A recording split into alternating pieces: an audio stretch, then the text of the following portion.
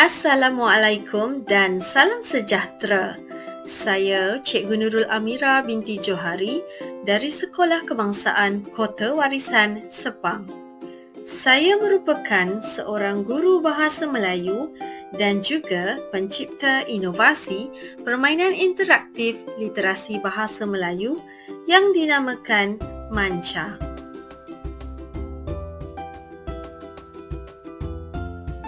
Memperkenalkan Manca, satu inovasi permainan interaktif yang membantu murid tahap 1 menguasai kemahiran literasi bahasa Melayu dengan cara yang menyeronokkan dan berkesan.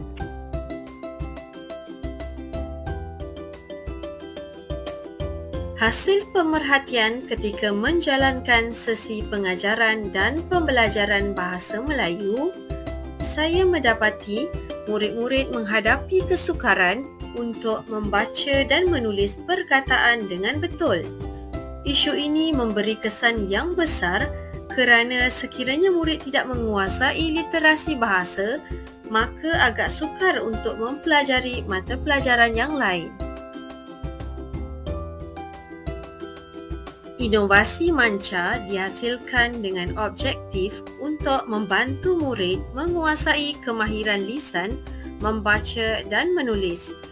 Ia juga bertujuan untuk meningkatkan minat murid terhadap pembelajaran bahasa Melayu melalui pendekatan permainan interaktif. Permainan Manca memaparkan elemen warna, emoji dan grafik yang menarik perhatian. Tapak papan permainan ini diletakkan turutan huruf kecil yang berwarna-warni. Selain itu juga, inovasi ini mudah disimpan dan boleh dibawa ke mana sahaja. Permainan Manca dilaksanakan mengikut langkah-langkah berikut. Setiap kumpulan terdiri daripada 4 pemain dan seorang pengadil, sama ada murid atau guru. Semua pemain akan melempar dadu untuk menentukan giliran.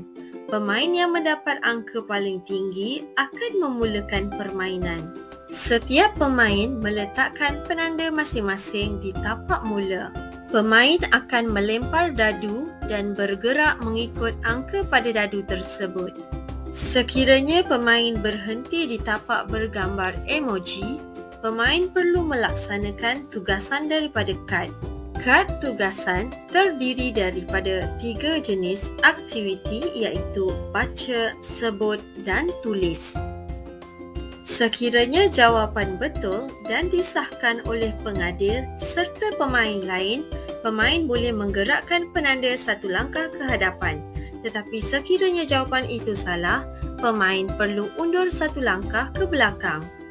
Pemain yang tiba di tapak Z dikira sebagai pemenang. Dalam permainan ini, guru memainkan peranan sebagai pembimbing, pengawal, pendorong dan penilai serta murid sebagai pembelajar aktif sepanjang permainan berlangsung.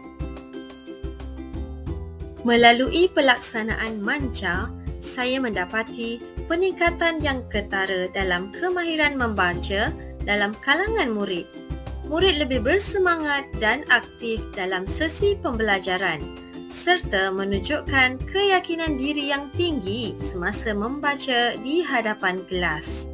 Inovasi permainan Manca telah berjaya meningkatkan pencapaian murid. Keberkesanan ini dibuktikan melalui perbandingan keputusan ujian awal dan ujian akhir. Seperti yang ditunjukkan dalam graf, semua murid menunjukkan peningkatan yang ketara selepas mengikuti aktiviti pembelajaran berasaskan permainan ini.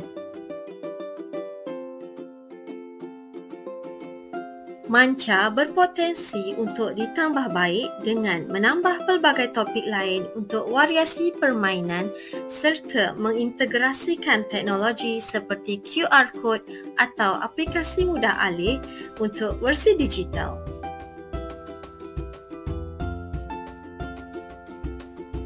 Secara keseluruhannya, inovasi Manca telah membuktikan keberkesanannya dalam membantu murid menguasai literasi bahasa Melayu dengan lebih baik.